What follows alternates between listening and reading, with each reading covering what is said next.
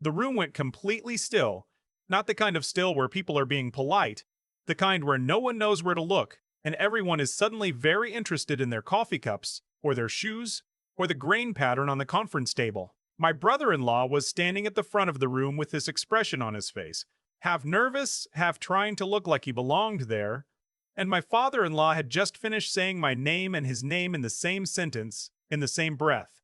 Like swapping one for the other was the most natural thing in the world. I sat there for a moment and didn't say anything. I had 31 years of not saying anything to draw on. I came to work for my father-in-law's company in 1993. I was 26 years old. My wife and I had just gotten married the previous fall, and her father, his name was Reg, short for Reginald, though he hated when people called him that, pulled me aside at a Christmas dinner in Mississauga and said he'd heard I had a background in supply chain and operations. He ran a mid-sized cold storage and refrigerated transport company out of a yard in Brampton. 3 warehouses, a fleet of trucks, provincial contracts, a handful of long-term grocery distribution clients. It wasn't glamorous. It smelled like diesel and frozen air and the particular kind of exhaustion that comes from logistics. I loved it immediately. He gave me a junior coordinator role and said we'd see how it went. It went well. Within 4 years, I was managing our Ontario distribution network. Within 8, I was overseeing contracts across 3 provinces. I renegotiated our insurance structure and saved the company close to $400,000 over 2 years. I built a relationship with the federal procurement office that eventually led to our first government cold storage contract, a 3-year deal with the Canadian Food Inspection Agency to support their regional distribution needs in southern Ontario. That contract was worth $2.3 million. We renewed it twice. I handled every renewal personally. By the time I was in my late 30s, Reg had stopped coming in most Fridays. By my mid-40s, he was mostly around for the quarterly reviews and the occasional vendor dinner. The day-to-day was mine. I knew our receivables, our driver turnover rates, our maintenance schedule, our fuel costs, our penalty clauses, our client escalation contacts. I knew which of our CFIA procurement officers preferred email and which ones would only make decisions after a phone call. I knew our largest grocery client's VP of distribution took us 2 weeks off every August, and that you never, ever tried to finalize a contract renewal in August. I had built the operational spine of that company over 31 years. I didn't own a single share of it. That wasn't something I dwelled on. Reg had always been fair in other ways. Good salary, bonuses when we had good years. And honestly, the work itself gave me something I can't quite explain. The feeling of seeing something complicated and making it run smoothly. That's enough for some people. It was enough for me. For a very long time. My wife used to say I cared more about that company than her father did. She didn't say it meanly. She said it the way you say something that's just obviously true. She wasn't wrong. My brother-in-law's name is Cormac. He's 12 years younger than my wife, which made him about 14 when I started working for his father. I watched him grow up the way you watch a kid grow up when you're on the periphery. Christmas dinners, the occasional summer barbecue at Reg Place in Burlington, that kind of thing. He played hockey until his knees gave out. He studied business at Guelph, took 5 years to finish. After that, he bounced around, a couple of sales jobs, a brief and apparently disastrous stint at a real estate brokerage in Hamilton. He called his father a lot during those years. Reg always answered. I never had anything against Cormac. That's the honest truth. He was likable in the way that people who've never really had to try for anything are likable. Easygoing, quick with a joke, the kind of guy who makes friends without effort. He just wasn't built for what our company actually needed. He didn't have the patience for detail. He didn't understand that in logistics, the difference between a good operator and a bad one is almost entirely in how they handle the moments when something goes wrong at 2 a.m. on a Tuesday. He came on at the company about 6 years ago. Reg gave him a client relations title and a salary I suspected was higher than it should have been. I welcomed him properly. I tried to teach him what I could. He sat in on my meetings, shadowed me during a few contract negotiations, asked reasonable questions, but he wasn't interested in the unglamorous parts. He wanted the lunches and the handshakes. He wasn't interested in why we built a 3-hour buffer into every CFIA delivery window. I told myself it was fine, he wasn't in operations. Our paths didn't need to cross that much. The meeting was a Tuesday in March. I know because we'd had a budget review that morning, and I was planning to work late to finish the summary report. Reg called an all-staff meeting for 2 o'clock, which was unusual. We didn't do all-staff meetings. We had about 60 people at that point between the office and the yard. When I walked into the main floor meeting room, I noticed Reg was standing near the front in his good blazer. Cormac was standing next to him. Cormac had a look on his face. I didn't recognize it first, and then I did. It was the look of someone trying not to look nervous. Reg thanked everyone for coming. He talked about the company's history, which was something he only did when he was building to something. He mentioned his father, who had started the business with a single refrigerated van in 1971. He got a bit emotional, which he sometimes did when he talked about that. Then he said he'd been thinking a lot about the company's future and about succession. I had thought about succession too, not obsessively.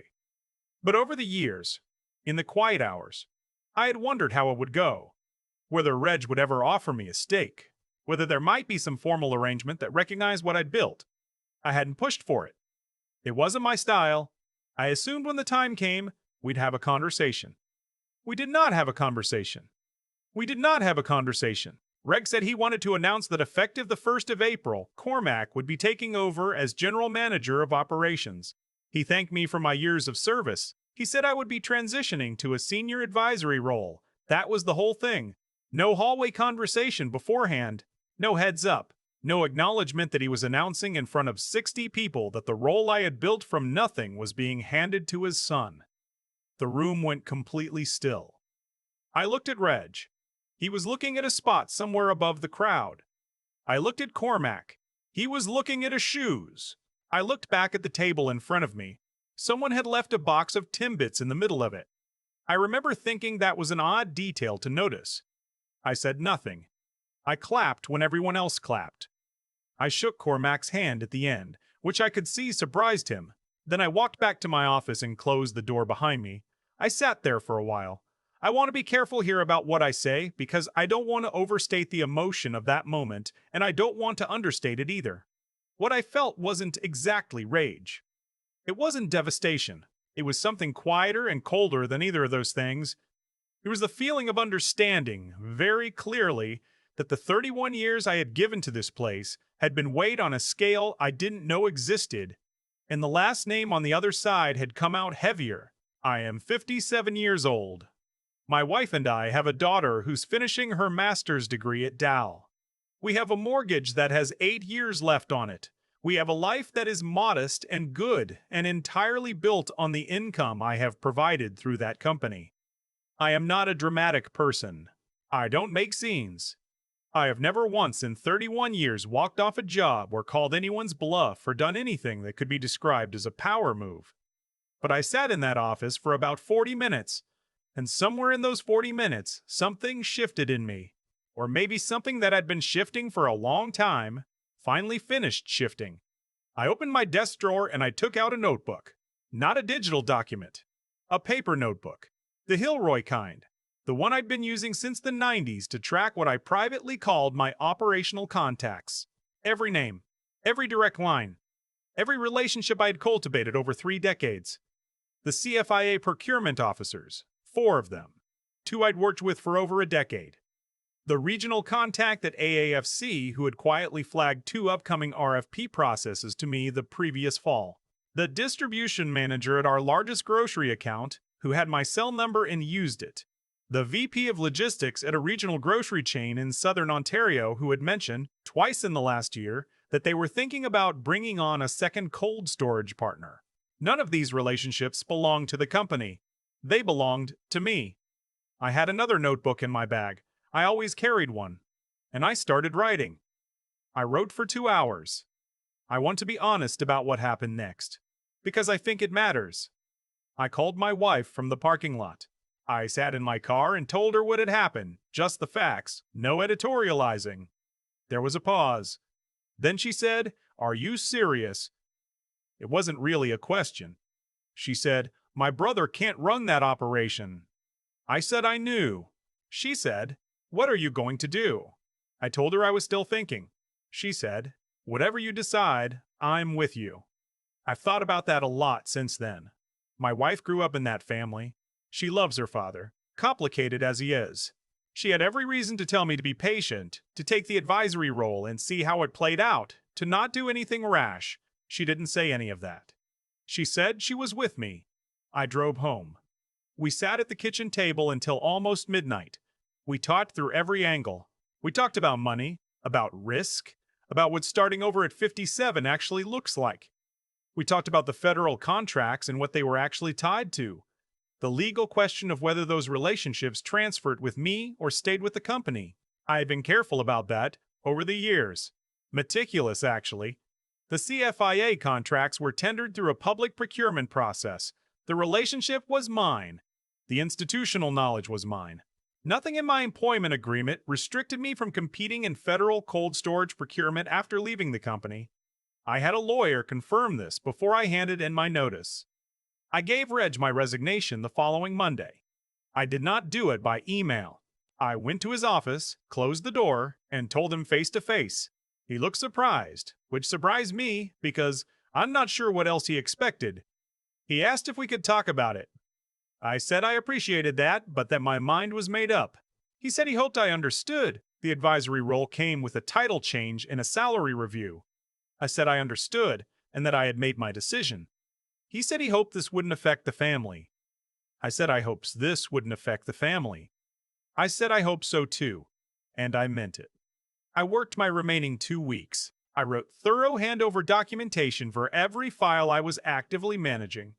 I trained 2 of the junior operations staff on processes they'd never been given access to before. I did it well and I did it without resentment, because whatever happened between me and Reg, those weren't his processes. They were things I had built, and passing them on properly was my choice to make. What I didn't document was anything related to my personal relationships. Those weren't in any file. Those were in my notebook. The week I left, I made 8 phone calls. Not aggressive calls, not dramatic calls, just the calls you make when you've worked alongside someone for years and you want to tell them you're moving on before they hear it from someone else. 8 calls to 8 people who had my cell number and had used it. Every single one of them asked what I was doing next. I told them I was starting an independent cold storage and logistics consulting practice, that I was exploring a few things, that I'd be in touch. Within 6 weeks of leaving, I had 3 serious conversations about contract work. One of them was with the regional CFIA contact who told me, quietly and off the record, that they had a new RFP coming out in the fall for a multi-year cold storage arrangement in the GTA corridor, and that they hoped I'd be in a position to submit a proposal. I submitted the proposal. I won the contract. It wasn't the same dollar value as what I'd managed at the company. It was a smaller scope, appropriate for a new independent operation. But it was mine, my company, my bid, my name on every line. I found out what was happening at the company the way you find out things in a small industry, through the people who knew both of us and were kind enough to say something. The first 6 months were apparently rocky. Cormac struggled with the operational complexity. 2 of the long-term grocery accounts asked pointed questions about the changes in management. One of them, a mid-sized chain we'd worked with for 11 years, started a quiet RFP process of their own. I didn't reach out to any of them. That's important. I don't want anyone to think I orchestrated some kind of campaign. I was focused on building my own thing. But I'm human. When my old CFIA contact mentioned over the phone that the company had submitted a competing bid for the same RFP I won, and that their submission had multiple errors in the compliance documentation, I won't pretend I didn't feel something. I felt something. My wife and I had dinner with Reg and my mother-in-law last spring. It was a birthday dinner for my mother-in-law and not the time or place for anything difficult, so nothing difficult was said. Reg and I talked about hockey and about my daughter's thesis and about the price of diesel. We were polite. We were fine. He looked older than I expected. He looked like someone carrying something. I don't know what's happening at the company now, specifically. I've heard things. That the CFIA relationship has been difficult to maintain without the institutional context I carried. That the advisory structure Reg created to replace my role has been costly and inconsistent. That Cormac, by all accounts, is working hard but struggling with the complexity of federal procurement. I don't take satisfaction in that. Genuinely. There are 60 people working in that yard in Brampton, and they had nothing to do with a decision made in a conference room by a man who wanted his son's name on the org chart. I hope they're okay. I hope the company figures it out. But I'll tell you what I do take something from. I take something from the fact that I walked out of that parking lot at 57 years old with nothing but a notebook and a cell phone, and 12 months later I have a federal contract, 2 consulting retainers, and a business registered in my name. I take something from the fact that my wife told me she was with me, and she was right. I take something from building something that is mine. Mine in a way that 31 years of working for someone else never quite gave me. There are things I wish I had done differently, if I'm being honest. I wish I had documented my contributions more formally over the years. Not for leverage, I wasn't thinking about leverage, but because when you spend decades making something run, the things you know become invisible. The company didn't know what they had until I walked out the door with it, but neither did I. Not fully. If you're working in a family business and you are not the family, document everything, not to protect yourself from betrayal specifically. Just because your knowledge has value, and value deserves a record. I also wish I had thought more seriously about ownership earlier. The time to have that conversation with Reg wasn't after 30 years. It was after 5. It was after 10. Not aggressively, not with an ultimatum. Just as an honest conversation between 2 people who had built something together. I avoided that conversation because it felt uncomfortable. That discomfort cost me. And I wish I had trusted my wife's judgment sooner. She had seen her father clearly for a long time. She was never unkind about it, but she was not surprised by what happened. She knew things I'd been quietly choosing not to see. My daughter asked me recently if I was angry. She was helping me set up the new website for the consulting practice. She has a much better eye for design than I do, and she asked the question without looking up from the laptop, the way she asked the questions she actually wants the answer to. I thought about it for a second. I told her I wasn't angry. Not anymore. That I'd been angry for a few weeks after in a quiet way, and then the anger had turned into something else. Into energy, maybe. Into the specific focus that comes from knowing exactly what you're working toward and why. She looked up then. She said, "Good. I think it is good. 31 years is a long time to work for someone else's name. I have maybe 15 good working years left in me, if I'm lucky. I intend to spend them working for mine.